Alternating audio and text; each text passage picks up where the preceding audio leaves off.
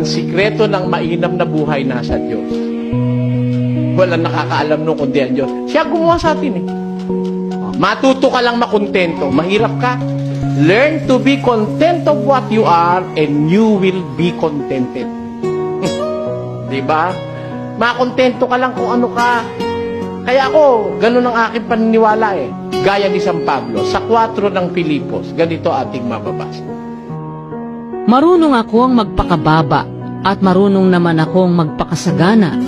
Sa bawat bagay at sa lahat ng bagay ay natutuhan ko ang lihim, maging sa kabusugan at maging sa kagutuman, at maging sa kasaganaan at maging sa kasalatan. Ayun. Marunong ako sagana, marunong din naman ako mahirap.